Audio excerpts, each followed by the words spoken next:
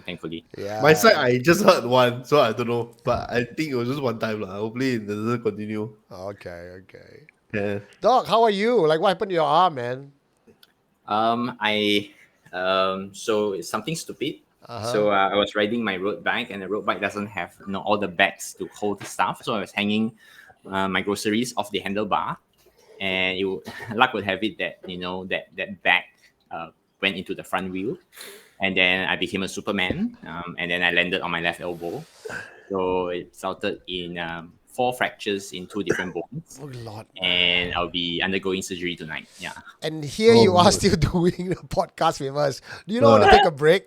Thank you for your dedication. Um, Actually, the interpretation of like what is the lesson from this challenge that I'm facing. Uh huh. And I feel that universe probably telling me to slow down, but then it's also what makes me feel alive. So am I trying to find that balance. True. True. Can we take a Yeah. look at your? Can we take a look at your arm and your sling?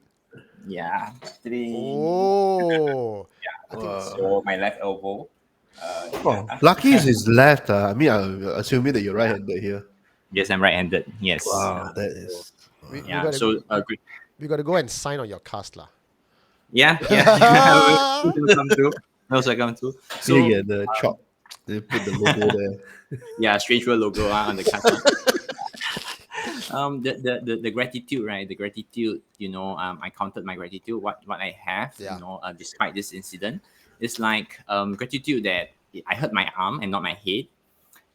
Because when I felt like I could feel all the cracks, and when I stood up, I was looking, is there blood? Because I was afraid the bone would poke out. And Oh thankfully, it my. wasn't an open fracture. Mm. My girl was riding beside me in her bicycle. I'm thankful that she's not hurt. Yeah.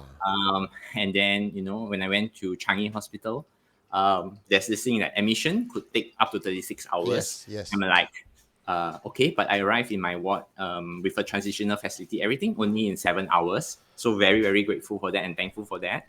And, very, very thankful for the nurses who found me a charger for my phone when I didn't have a charger. And, they gave me earplugs that were super effective so I could sleep somewhat during the night.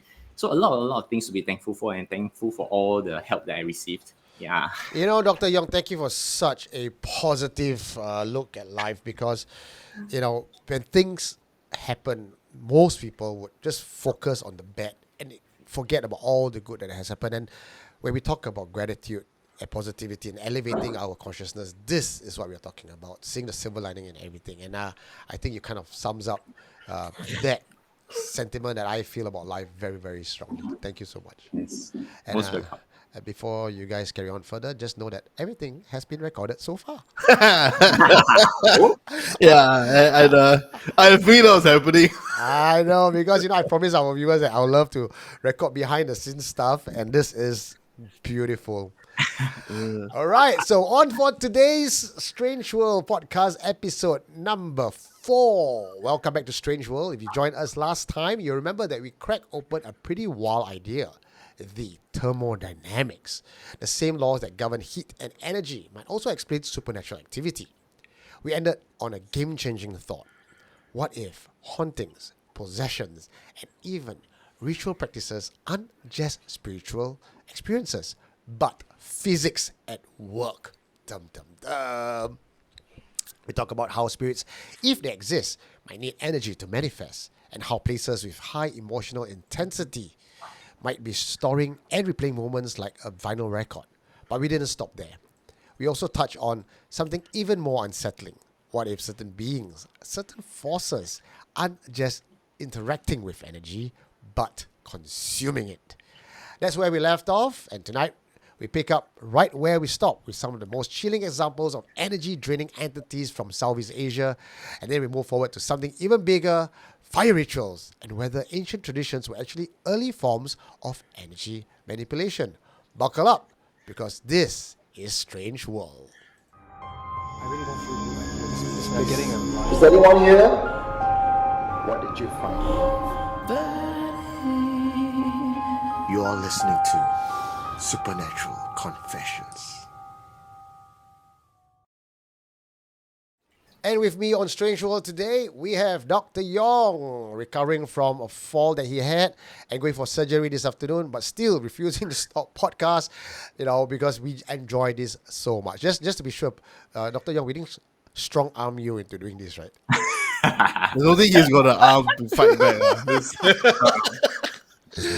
And on the other side, we have Mary Mike, who's working tireless behind the scene to putting all this content and research together.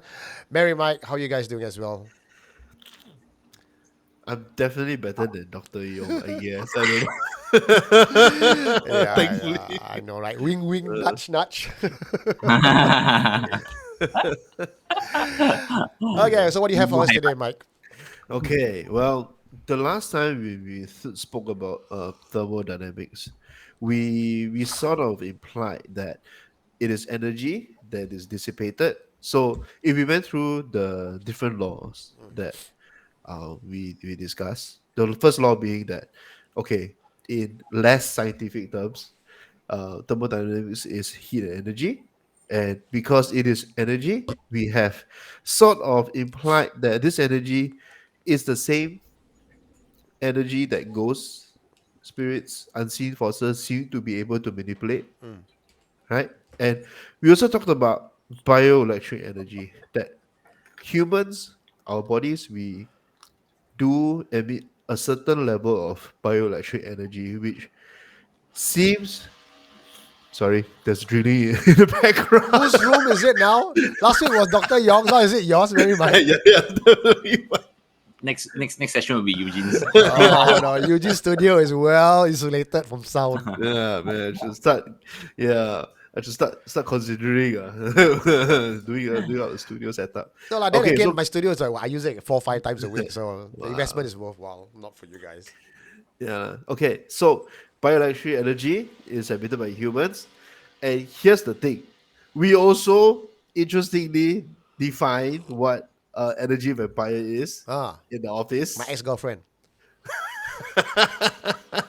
Yes, and I also noticed that there are certain entities, especially in the Southeast Asian folklore, Yeah, who are that seem to be also cultural realities, right?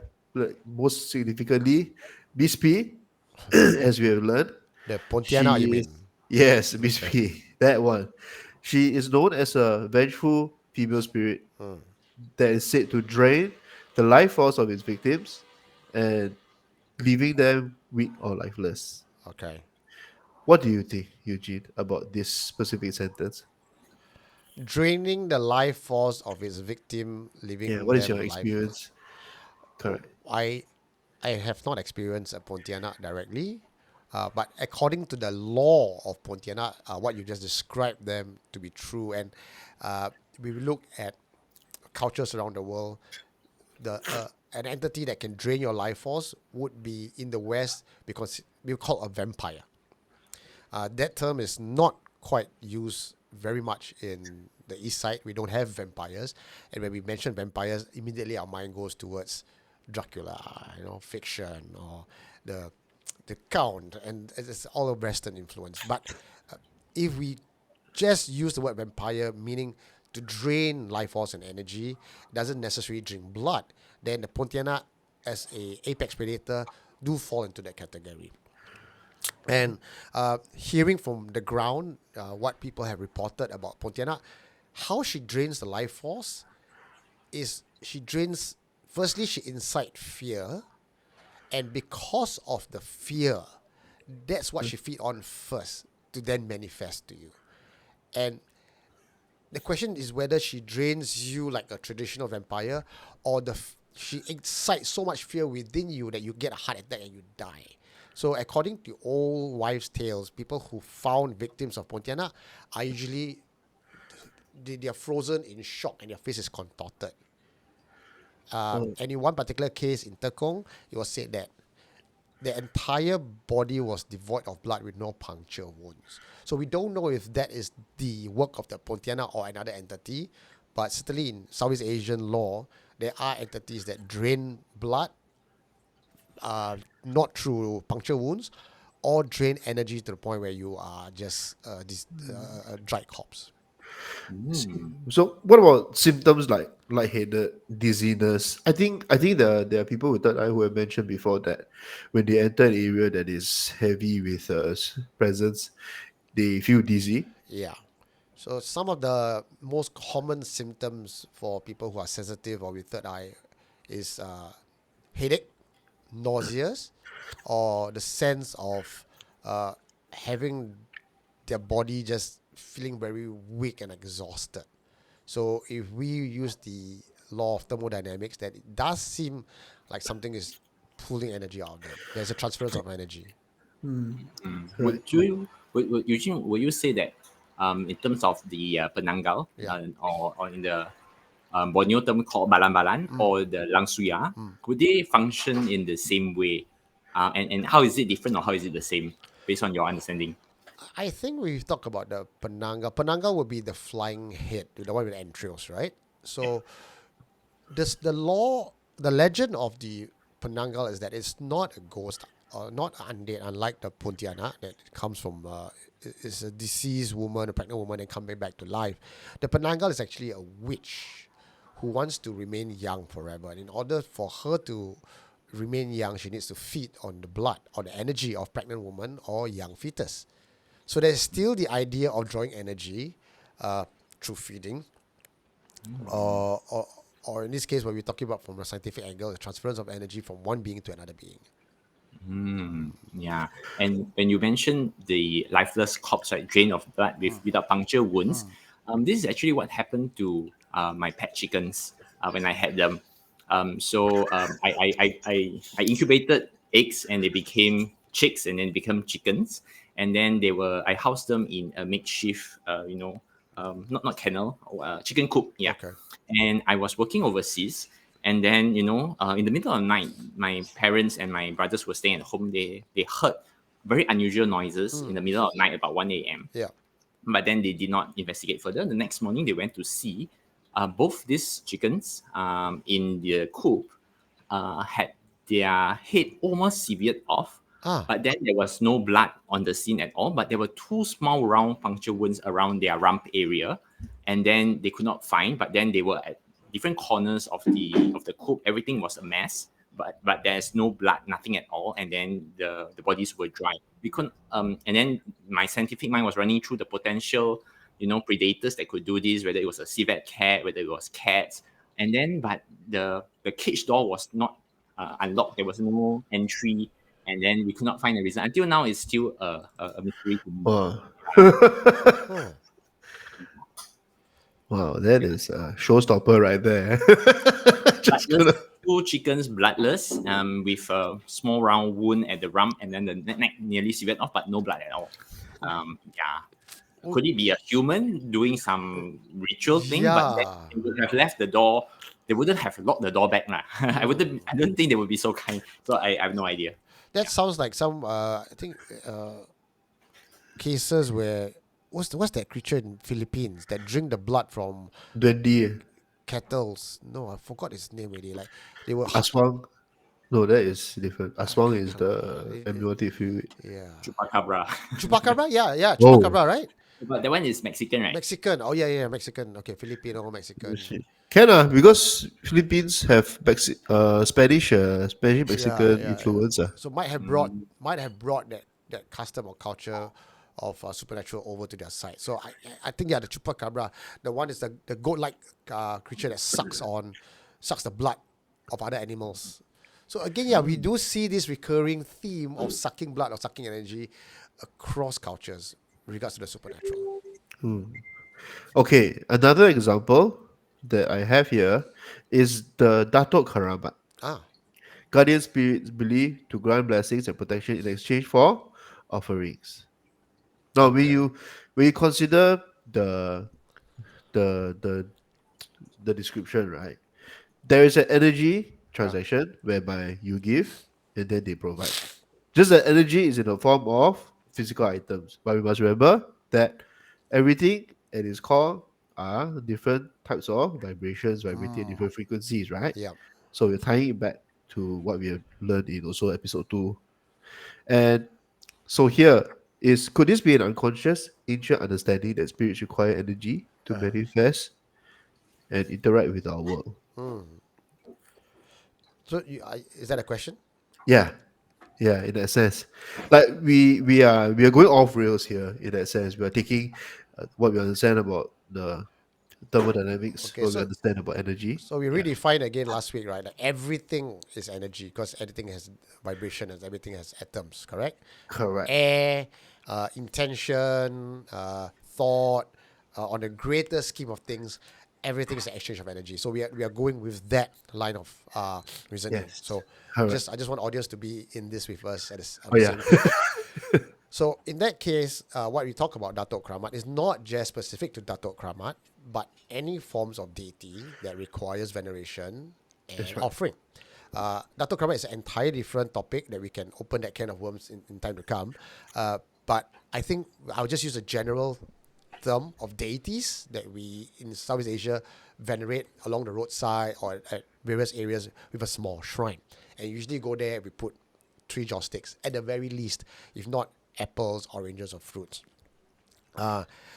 Why do we do that? In Chinese customs, we believe that when we put the three joss sticks, the smoke is food for the unseen. The same way we would light joss sticks for 7 months. The same way Malays would burn the kemayan to smoke the house for the to chase away the jinns or to appease the jinns so that they won't come in and harm us. So this idea of smoke as food is very prevalent in Southeast Asia. And then also there's the food that we give, the oranges, the apples. Now it's debatable whether the gods or the dead can actually eat the fruits, but to some people who have done the experiment, they say that the before and after, like you buy a bunch of oranges in the same plastic bag, you put five out for offering, and you keep the five as a for experimentation, control experiment. And then after the offering, you peel open the orange and you eat it, and you peel open a fresh orange that was not used for offering, that came in the same plastic bag. People have said that the orange that was used as offering is now tasteless. So that is also perhaps another evidence that Yeah, something has been drawn out of the orange as an object. nice. Okay. So I guess in this portion here, what we can say is that if thermodynamics states that energy cannot be created or destroyed, yes, then spirits, if they exist, they have to draw energy from somewhere, whether or not it's the food, whether or not it's smoke, right? So if they need this energy to interact with the physical world, and we also know that the more we think about them, the more we say we believe in them, Yeah, they start to exist more and yeah, more. Correct? yeah. Correct. So could hauntings, possessions, and supernatural activity all be forms of energy absorption? Which ties back to what we've been talking about here. So question to the audience, something that they can comment on if they feel that they know, which is, if unseen forces can drain energy, what else can they do? And with this, I'm going to segue very nicely into the next portion, which is ritual fires. So we understand that thermodynamics states that energy cannot be created or destroyed. Sorry to be a broken record here, but it's very important to know that even in fire rituals, correct, and every ancient civilization has that in common. The Hindu yashna ceremonies, Taoist spirit offerings, Buddhist incense burning, all require, or rather have something to do with fire, and most of them are fire rituals. So understanding that, what if these ancient traditions, right, were not just symbolic, but it was something that they understood a long time ago, even before scientists came up with this thermodynamics? What if they unconsciously knew that fire did not just destroy, but it transforms? It takes matter, it takes, but fire burns, correct? And it will take whatever is physical, and as far as it can burn it, correct, it either becomes heat, it becomes light, or it becomes rising smoke. It converts chemical energy into Yes. thermal and light energy. Yes, correct. So now we do not see fire as something that destroys. We don't see fire as something that turns things away. That just makes things disappear. Because energy cannot be destroyed. Correct. It has to convert to something else. Yes. So if we went with that line of thought, correct. Could these fire rituals, be primitive forms of energy manipulation, aligning perfectly with thermodynamic laws? Mm. Go ahead, Interesting. Dr. Young. I've got some thoughts on Yeah. that. Yeah, I've got a little that will hark back to just now when you mentioned incense, and we have the generic incense, a pack full of Chinese incense sticks. But also, I've sort of personally went a little bit deeper into agar wood, aloes wood, and and these incense, which are being used in different forms of fire rituals as well, they have a certain different kind of quality to it. And depending on the source of this incense, some give you mental clarity, some give you the focus for you to go deep into meditation. Some, there's this one very special one that, the name I cannot recall, but apparently the smoke, right, it doesn't swirl like others, it goes straight up. The smoke is always just straight out only, and then it's like help you connect with the divine, which is very interesting. And then I'll circle back, but just now when you mentioned, in here there's the Dato Karama, there's the shrine along the roads, and some of these shrines are actually being used for higher rituals. And during my journeys in South America, there's this what is called animitas. So along the roadside, you'll find shrines built like little houses with little effigies within, and it's same but different. Why are these shrines built? Is actually to this would be a scene of a violent accident, and this shrine would be one, a remembrance to the people who have passed on. I'm not sure whether they actually use this as a way to appease a very turbulent a spirit who experienced a turbulent event. And three, there's a practical purpose. If you see a lot of shrines along this stretch of road, right, you need to be careful because a lot of things happen here. And then if we go back to the fire rituals, is that during 7 month or during the 15th or of every lunar month, we burn papers sending our intention and thoughts. Probably it's thoughts are energy, as we mentioned previously, but this framework or this fire ritual is actually a platform for us to direct that energy in a certain framework. Yeah, and yeah, I'd like to hear what your thoughts as well, Eugene. I'm beginning to think why the masters that I have interviewed never ever destroy the spirits that they are dealing with. I've heard master says, no, I will not destroy the spirit, or I'm just going to turn it to the light. Perhaps it's not that they cannot destroy, it's just that, like what you mentioned in the law of thermodynamics, that it cannot be destroyed. There is no way to just slay a spirit and then destroy its form entirely. Perhaps what it could be done, and I have been part of the fire ritual and myself also trained in the art of fire ritual. It is because of what you say to me now, I begin to have a deeper appreciation and seeing the fire ritual that I'm performing in a very different light. Initially, my thought was fire. Fire burns, right? You put the paper into the fire, fire burns. Everything you put into the fire is going to destroy it. There's going to be nothingness. That was my thought. Because visually, that's how it looks like. Solid plus meets fire equals nothing. Sure. Very, very simple science, right? I also thought it was that way also, truthfully. But now before when I this. go to a house, I am taking the bad energy, I'm using the fire, using the mantra and energy within me to convert or consciously converting this bad energy into good energy, almost like a filter, right? And now with the good energy that comes out of the fire, post-fire ritual, it's still very raw, right? It's this whole cloud of just positive energy. And if you do not know how to harness this positive energy, it's just going to spray it and disperse away, leaving the house possibly more empty than when you first stepped in. So, which is also why it's important after you use the fire magic to cleanse the house, you need to do a blessing. So, these are all terminologies that we use in a supernatural way, blessing. But from a strange world thermodynamics explanation, what is this blessing? right? Hmm. And Right.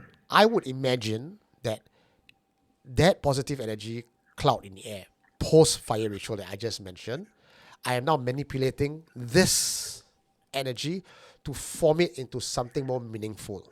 So there is another transformation, right? Yeah. So from just gobble positive energy into now blessings of fortune, blessing of good health, or blessing of protection to prevent more negative energy from coming in. So being a shaman or a spiritual practitioner is really about the manipulation of energy. I said that Yeah. we don't use that word in spirituality because we have different terms for that, but since we're on the topic of trying to sciencing all this, Yeah. it Science. right, it is literally energy manipulation. Eugene, this fire ritual, one big umbrella term is called homas, right? I mean, the Indians call it puja. There's also the Tibetan homa. Then the Japanese call it goma. So it's all fire Very ritual, cool. different terminology, but same but different. Yeah. Oh, Yeah. interesting. Yeah. I was Um, actually reminded of the. Remember you did your supernatural recon? Huh? Yeah. Now I realized that in when you burn the what was that you burn in order The to Kamayan. yeah, Yeah, correct. So it gives me this idea that when we say that we are burning this, it produces the smoke. yeah, Correct. yeah. Correct. Do you think it is the smoke that produces the energy? So for example, you have the kabayan, Uh huh. correct? The fire will combust the kabayan to try to convert it into something else. Correct. And in this case, it is the smoke that is emitted and is blown up. Uh huh. Yeah. So I want to understand is that what is the Kamehameha made of that when it combusts, it converts into something else molecularly that becomes the food or the edible energy for the spirits to come and take. Because it seems to me that they are drawn to the smoke of the kabaya, correct? If you don't burn it, it doesn't No. attract, right? Yeah. Correct. You know they will just come to you anyway, right? If the item going to burn. Mm. So that means the chemical formula in the smoke, or no, not chemical, the molecular formula in the smoke is the one that is what they are consuming. That's why they will come or it All attracts right. them. But since we are going with science on this one, let's. I just Wikipedia the scientific name for Kamayan. It's called Ah, benzoin, um, and it's a balsamic resin obtained from the bark of several species of trees in the genus Styrax. It is used in perfume and some kinds of incense and as flavoring and medicine. It is distinct from it is distinct from the chemical compound benzoin, which ultimately derive chemical from the benzoin resin. So the primary active ingredient of benzoin resin is actually benzoic acid. So maybe there's something in the molecular structure of the benzoic acid that is what the spirits feed on amongst all the possible things that you can burn. So now need we to. know goes like benzoic acid. I suppose if you go I down that well, route. that's the thing because I remember last time we also I think in housekeeping you talked about ghosts like lavender. Uh, someone said jasmine. Is it? Yeah, there's certain flower, certain scent that is more popular with spirits. Jasmine being one of them, perhaps even lavender. I don't think lavender. Um, but you realize also during paranormal recon, I burn the command and then I blow out the flame only to keep the smoke. So it's Yeah. not the burning of the command that that is what the spirits feed on. Even the incense, you're supposed to light it and then wave the fire off and only keep the smoke. Yeah. Yeah. So it's the Yeah. if burning of you it, not the fire. if we look at the physical properties, right? Why we burn the smoke? Because this smoke it permeates, it percolates, and then it goes to different corners of the house. When you use it for smudging, whether you're using white sage, Palo Santo, or Caminian, I think the purpose is the same, right? So that it converts this very solid form to something more ambient and can fill up an entire space. And that's how I see it. Yes. Perhaps. So there are many questions here. Um, are are the entities consuming the properties of the smoke? Or like for example, in the case of the Palo Santos, is it that the smoke itself is the one that is the cleansing property that allows it? So it's like we need to break it down into its molecular formula and then extract all. Yeah, so Should I guess be- smoke is the way it is. It's the way it's accepted and interacting with, but it's the molecular structure or ingredient within the smoke that makes a difference. So you have your Palo Santo, your sage, your Kamayan, etc., cedarwood, and all that. So each of these items have a different molecular structure, and that's how the spirits absorb it through the smoke. Perhaps, right, if we were to look at frankincense, does it sort of like change the paradigm a little bit? Why? What about? Frankincense is also used for cleansing. It's Yeah. also one of the three. Oh, sorry, I'm not very familiar with this one, but one of the important gifts, right? Yes. And frankincense oil, you can actually use it to treat certain. I wouldn't use being sensitive medically, to help certain tumors or cancers. You can usually use frankincense oil to assist. And when you burn frankincense, when I went to Egypt, I actually bought frankincense in its purest form, as in it looks like how to say It looks like a tumor. Right? A whole bunch. yeah, it looks like the tree sap, that the amber, right? It looks like that, and when you burn it, it also comes off with a certain scent, and it functions the certain way with what we mentioned just now: sage, Palo Santo, Camellian. Yeah, but how do you use from your understanding, right? How do you use frankincense? What is the specific properties of it? So does it look like this? The one I'm Yeah, holding? yes, Yeah. it looks like this. Yeah, It looks like tumor. Wow. 以形补形 or 以形自形. So your question was, how do we use frankincense? Yeah. The same way I use Kamayan, because Kamayan is also a resin, right? In its raw form, it doesn't come in a cup. It comes exactly like this, and it's not cheap at all. These are very expensive items to burn in its raw form. And yeah, I think even the churches do it, right? They put inside the little urn and they burn it and they just swing it around. So It's frankincense has called been a sand. Is the name of that urn thing is there's a sand. I can't remember the name. Yeah. But Wow. frankincense has been Sense- used for years from shaman practices, religious practices. It's probably that one common ingredient that's used across religious practices. Okay, I'm going to go and find out composition of frankincense smoke. Ah, This is interesting. Okay, let me read out. ah, When frankincense resin is burned, it undergoes pyrolysis, the breaking down into various chemical components. These include aromatic and psychoactive components like, okay, I cannot read this properly, so bear with me. I think this one maybe it's a one day Dr. we Yong will. thing lah. Yeah, The word too okay. big, So is it? oh, this is a chat GPT. Okay. Okay, so it has pinene and limonene. Don't know whether Dr. Yo can understand or can explain to us. PINENE and LIMONENE. Limonene. Yes, limonene is a compound found in some of the essential oils that they use for various conditions. Okay, another team word here is caryophyllene that interacts with the endocannabinoid system to create calming and anti-inflammatory effects. So Okay. basically, if you have blocked nose like me, burning frankincense is what I should be doing. So in our bodies, we have opioid receptors. We have certain receptors that can accept cannabinoids like cannabis. So we have receptors in our body. And I guess in this instance, this incense produces that particular compound that will interact with, will bind to our senses in our body, producing certain effects, calming effects, for example. Yeah. Oh. Yes. Okay, I so heard cannabis and calming effects in an entire sentence. yes, that is that is one version.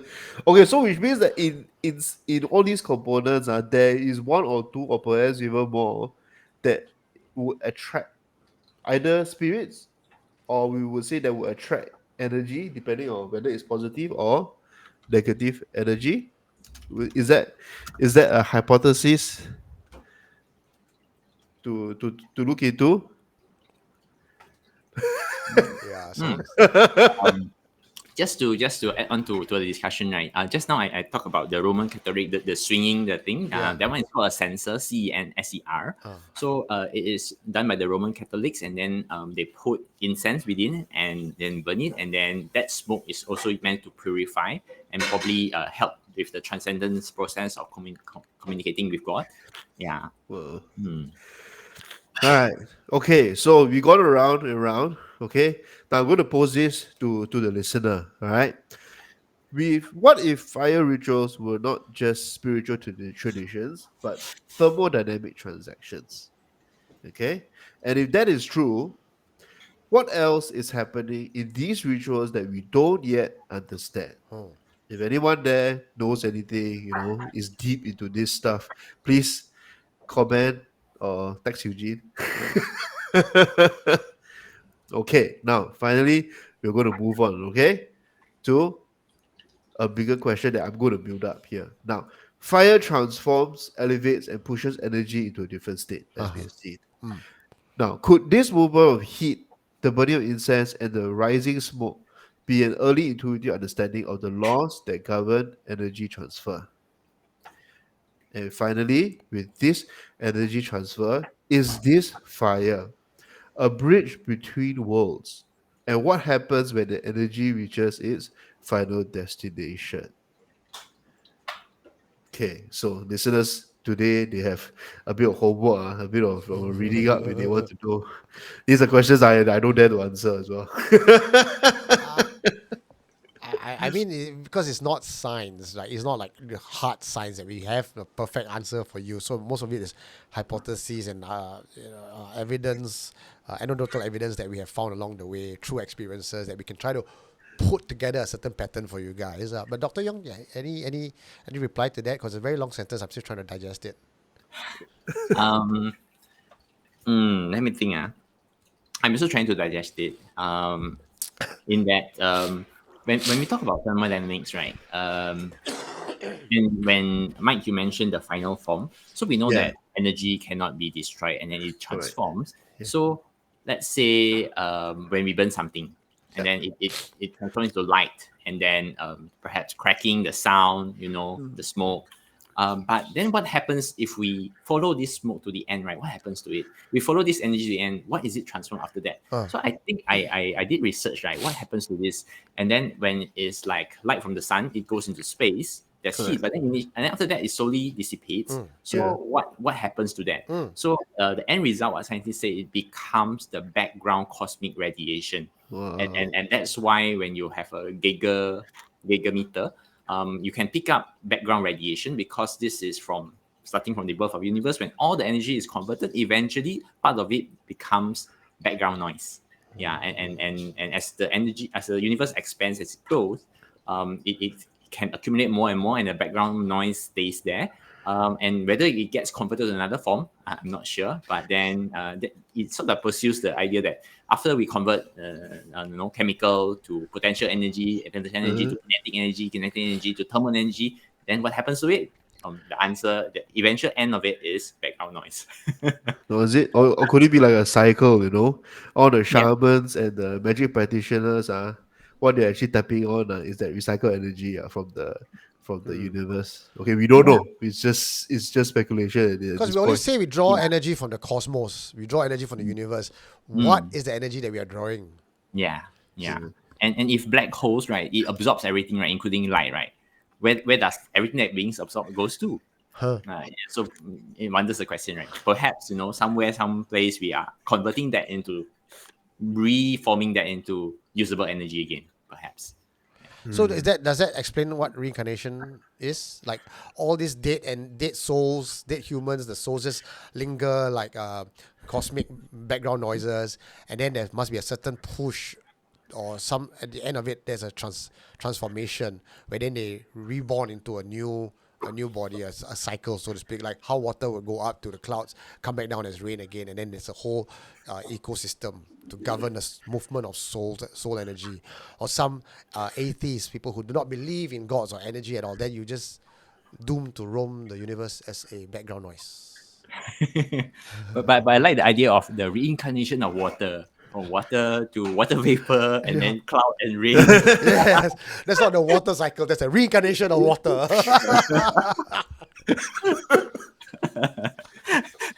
Yeah.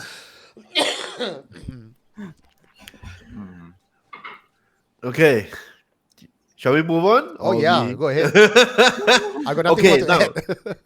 okay, now, the next part of thermodynamics that we have not touched yet, and this is my favorite one, is the most interesting one here, which is time, entropy, and the arrow of time. Specifically, why we cannot go backwards but only forward. Okay, so follow me on this. Okay, I'm just going to like take you on a journey here. Okay. Okay, we're going to begin with the one direction rule. Why time always moves forward. Uh, Okay, so this is inescapable and it moves in one direction. Like for example, ice always melts and never unmelts. You always age, but you never get younger.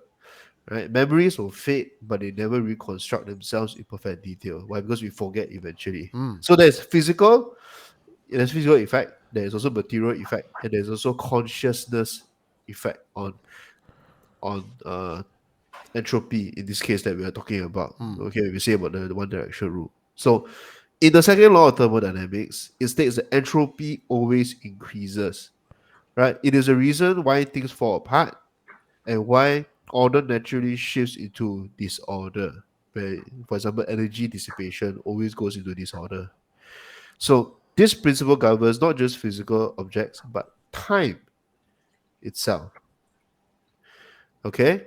So here's something to think about. All right. If entropy controls the flow of time, why do some people report seeing ghosts and events playing back like a broken record?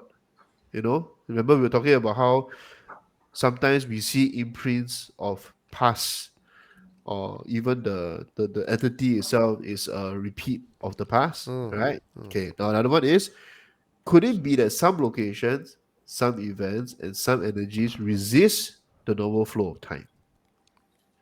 And could this explain why paranormal events are the evidence of what we would call entropy reversals? A lot of stuff here. no, but I'm still following you. I got some Okay. thoughts. Yeah, go on. Okay, good. Hold on, I need to drink. Strange World is a very Oh, stressful I show don't to do. know. Yeah. Okay.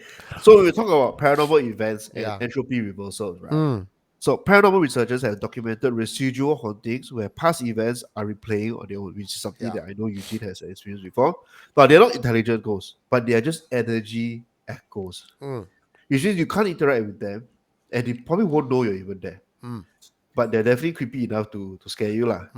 Right? Now, if time is dictated by entropy, and entropy is constantly increasing, it's constantly happening. That Yeah. means chaos is constantly going on. Right?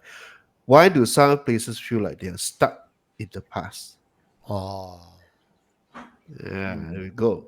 I And think then it's, this carries forward from our previous discussion where Eugene mentioned like certain hauntings. We you don't find hauntings before maybe the 1800s, because with time, these entities also slowly dissipate and there's nothing to keep them there. But what Mike is asking here is that certain places, certain events do not display the same phenomenon. yeah, And right? correct. And why do they behave like glitches in the matrix? So perhaps the thought process is, what is the thing that keeps this thing animated? What is Yes. the energy source that keeps Yeah. this playing? Because we know that probably energy is required, but then where is this drawing from? Correct. Okay, Eugene, and I think there are different time works at different speed in different planes. We also covered this before. We mentioned when a soul or someone is passed before its time, he has to spend 3 times longer in the other plane before he can move off. So if we take that understanding of the paranormal world, that time flows differently in different planes, it could also then when we talk about the idea of entropy and things are all broken out to chaos, it just breaks down at different timing. So what we see as, oh my God, it's been 10 years of the accident and we still see the replay over and over again. But perhaps in the other worlds, it's a different timeline. Also, that we have heard stories about people who've gone to the Bunyan world and come back and have not aged at all, even though time where we are has moved years past them. And even if we don't look so far at other planes, even in this world itself, there's also the understanding that if you go up to space and you fly a certain orbit, a certain speed, and you come back to Earth again, you age differently from the people on Earth. So, yes, while time goes in a single one direction, it does not flow at the same speed. So maybe that's how we explain certain places are haunted for a period of time, but it does fade off eventually. I have this thought that crossed my mind in that, perhaps these places, right? And if we entertain the idea of parallel dimensions or multiverses, could these places be the intersection spots between, the dimensions or the universes where this area is being powered in a different manner compared to the surroundings? That's why, if we think of these places as portals, possibly that's why they function differently, they behave differently from other places. All right. Okay. So to kind of discuss about time as a straight line, right? Did you know that actually Southeast Asians cultures, they don't see time as a straight line? Oh, Okay, so here's the perspective. Now, most Western physics, right, they will say time moves forward in a straight line, right? But if you look at Hinduism and Buddhism, time is seen as an endless cycle of creation and then destruction. yeah. Now, in Javanese mysticism, right, time is fluid, whereby events can repeat and apparently energies can return. So it seems like Southeast Asians, they kind of like do take into consideration things like that, whereby even the Thai monks, they believe in the past, the present, and future exist Yes. simultaneously. Yes. Yeah, but humans are only aware of one moment at a time. Yeah. Uh, Right. this one I can explain quickly because I was speaking to a master about this, a few shamans about this, and all Southeast Asian practice. So how they describe it is, yes, time flows in a straight line, but that straight line forms a circle, a cycle, right? And you imagine time moving forward, but in cycles this way. So you get like a spring. Okay, so if I were to be a high powered shaman and I want to tap into the future, or I want to go back to the past, because time is a cycle, I could move forward, but while moving forward, because it's a cycle, which means life will repeat itself, tend to repeat itself, in a way that it was described in the Matrix. Like, this is a cycle, the world ends, and there'll be another cycle. So we are doomed to repeat the past over and over again. So when we see us going into the past to make change, it's not us, the shaman, moving against the flow of time, but rather moving into the next cycle of time and making the change in the future, which is a reflection of the past. Do I make sense there? Wow. Because remember, right? Cycle repeats itself. Correct. So every cycle is a repeat of its past with minor changes. So I will know the past by knowing the future. Right. So, do you think that these cultures instinctively understood entropy in a different way, perhaps? Like not as a force that is irreversible, but as a cycle that can reset, just as you say, it resets under the right Yeah. conditions, correct? It will cycle, right? Okay. So since you already explained that, right? Now, here's a curveball, okay? Now, could thermodynamics and all this entropy and all these cycles, right, prove that time loops are actually real? All right. So hear me out here, okay? Now, some physicists have proposed something called closed time loops, where entropy, instead of decaying, and we also know that you cannot go back in time, correct?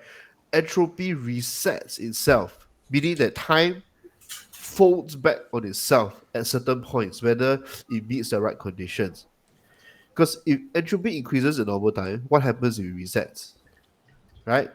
Could this reset explain things like ghost sightings, even something as real as deja vu, Oh, where we realize, something happened that I've definitely seen this there's a before. glitch in the matrix. Yes, and I've experienced this a lot. My friend also experienced, I sometimes have friends telling me that, hey, for some reason I remember you wearing this t-shirt and you were standing here and you were doing this. I don't know where or when, but this Oh, definitely happened. Yeah. And things like past life memories. Because you know the energy can never be destroyed. Right? And somewhere, somehow, like we say, the energy that eventually dissipates off into nothingness goes back into the cosmic universe, right? Correct. Could the energy recycle itself back, meaning that we, without us understanding, without us knowing that we are in control, or knowing that we are not in control, correct? That sometimes situations and time sort of kind of loops back and repeats itself, which is why you have things like what we just explained, deja vu. We have some children recalling past lives with verifiable details, which means that is it actually reincarnation, or is it, reset of the cosmic energy that flows back into another person? okay. I don't think it resets. I don't think the universe resets or time resets. Or even if it does, in our very small existence in this greater scheme of things, it's not about to reset that multiple times for us. So I do not believe the universe resets at all, to use the term that you just mentioned. But Okay. I would draw parallel examples in nature itself that happens right now. When there is a fire in Sumatra, right? Somehow, when water evaporates, I'm going to talk about the water reincarnation again, okay? So, with me here. So as water evaporates, it captures some of the dust particles of the Sumatra fire into the cloud. And then the cloud moves somewhere else around the world. And it rains in the Amazon or in some parts of the other end of the world. And it comes down. And it brings it with the water droplets onto Earth, memories of the Sumatra fire, the ashes or some of the debris. And then now that gets potted over. And then you have the reincarnation of water again, and it goes up, water vapor. So we bring all these memories, all this debris of past events around the world. So if we borrow that analogy and put it in the spiritual world, it's not so much a reset, but the continuous cycle of life, bringing with us memories of the past to where we come next, which is why in this life you can tap on us and we can remember some part of the past, but not all of it. And whether the past is actually useful for us or creates a scar for us in this life, there is a connection, but perhaps not a strong connection. But I don't think there is a reset of the universe. I just think it's a recycling or cycling of energy Okay. around this space that we call universe. Yes, yes. Dr. Young? Super lots to unpack. And one thing that comes to mind is talking about the Kali Yuga, the Yuga cycles, and then also going back to the time, the arrow of time, the Yeah. river of time flow in one direction. But now, perhaps, is it quantum science that talks about time being a spiral? And there are certain practices that I guide people through, that we can edit past events. And when we edit past events, people who are involved in that event, right, actually feel the reverberations or the changes in the current time, which is something super duper powerful. It deals with minor incidences, relationship problems, but not say World War II or something to that. Or cannot like go back, write the correct lottery ticket number. Probably not yet, not yet. But it's interesting to see that there are certain scientific circles are looking at time as is a spiral, like what Eugene mentioned, and not a straight line. And energetically, we experience that. And if you've seen Butterfly Effect, the Yeah. movie, I find that very interesting also, and it brings the rain that Eugene mentioned, bringing from Sumatra to elsewhere. The butterfly effect is a butterfly that flaps in South America can cause a typhoon in maybe Manila, something like that. Yeah. Yeah, a lot to Well, unpack.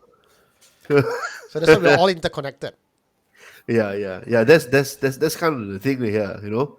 Like, okay, another one would be this. That's what you mentioned about the orang bunyan, right? Yeah. Right.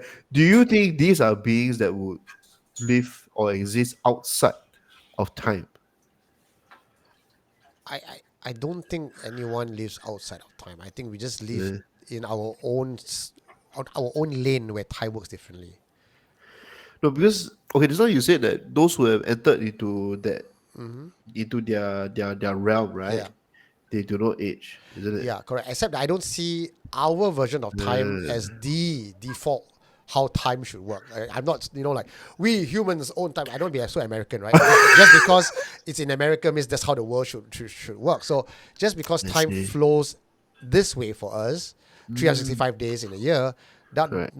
does not necessarily function the same way with them. But that is Mm, not to say that the Bunyan does not have their own version of time. I It see. It just could works be differently. dilated lah, in that sense, or low entropy state lah, as you Yeah, would call it. correct. So it depends on which optics where you're looking from. From their perspective, our life is too short. From our perspective, it's like you're not part of our timeline. You are you out of time. So I think it's just different lanes. Bicycle lane versus car lane versus bus lane. Very nice analogy, and Oh, this very brings nice. back Yeah. when Eugene mentioned, in the transcendent state during the pineal gland activation, where you healed, you took the blackness out from people's heart, Yeah, but yeah, then you can do it like infinitely, and time passes in a different sense, in a different way yeah. when you're in that state. So what if in this reality, when you're functioning on the 3D, time happens this way, but when we could tap into the higher energetic versions of ourselves or Yeah. our consciousness, we experience time differently. And Yes. perhaps the Bunyans are operating from that level because they do not exist on the same dimension with us. Correct. Ah, okay, so good luck to the listeners today. I think today is like 1,000 times heavier than the part one. Also, because we have different format today, and ladies and gentlemen listening in, this is our fourth episode. So do let us know how we're Yeah. doing, how we improving. Do you like this new format? Because certain formats we felt it was very scripted, like we are reading off the screen, and we didn't think it was Yeah. interactive enough. Today is a bit of a difference in the synergy because Mary Mike has all the questions and answers. And both Dr. Young and myself, we don't know. So he wanted to catch us off guard, not prepared, so No that we lah, could. it's more like Not in a bad way, but tapping on the extra. I'm trying to say that because it's so organic and the way it's flowing, because it's not scripted, Yeah. Dr. Young and myself, we could take it any which way without feeling restricted and bounded by a parameter. That's what I'm trying to say. So it's not a bad thing. Yeah. Yeah. Actually, Oh, this session different, man. I didn't know. I didn't know there was any yeah. different from the previous Oh, session. actually, I secretly started this in episode 3. Yeah, Okay. but I think episode 3 was a bit easier because the fun stuff, the introduction to the topics were less heavy. I think part 2, which is today, this one has a lot more technical terms, I realize. You know what, Dr. Yo Yeah. doesn't feel a difference because this is home to him. Oh, This is yeah, that's comfortable. All this jargon, these topics, like he breathes every day. These things, his psyche. It's like, just walk in the park, guys. Yeah. Okay. So now some closing points. Yeah. For the listener. Before we move on into infodynamics, right? Would be, can thermodynamics explain certain supernatural encounters? Yeah. For example, if hauntings and spiritual experiences follow the laws of energy transfer, right? Do they exist within the same physical constraints as the rest of the universe? Right. And with that, I think we don't have time for infodynamics, right? No, Shall that'll we be next week. just Yeah. touch a little bit? Okay, sure. Okay, we just touch a little bit. Okay, so here's my curiosity hook. All right, for infodynamics now. Okay, if all energy decays, just as thermodynamics say, then why do some things seem to remain structured over time? These are things like memories that persist, information that evolves, and some experiences that don't really ever go away. This is the missing part that we've been leaving out when we talk about thermodynamics. So in this case, what if the universe has an infodynamic system that preserves, refines, and organizes information? And next week we have Dr. Young giving a 1-hour lecture on infodynamics. No. Yeah. Next week we have 5 hours of Strange World going through. All right. Any closing statement, Dr. Yong? Yeah, if listeners, you could explore that topic beforehand, and then during the session, if you're I think the discussion and the comments will become more lively. But I think infodynamics, from what I understand of it briefly, we will be talking about the shared consciousness from the theory of Carl Jung, probably talking about the astral, the Akashic library, the astral realm. I think it will be a fun discussion ahead. Just a question on top of my head, guys. Do you think if it's be possible if our schedule, if Strange World is a live stream show instead of a pre-recorded podcast? Because then audience on the fly, as we are discussing, could interact with us. Yeah. I think perhaps some of the portion, like maybe 3 sessions a month, will be pre-recorded, and then we will gather all the questions, and then we will do a live one. Sounds and then good. Sounds very good. Okay, so look out for that live session that we may be putting up very soon.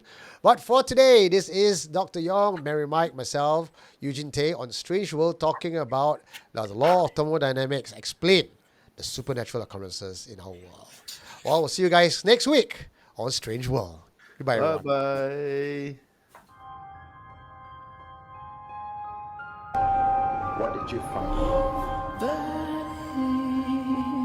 You are listening to Supernatural Confessions.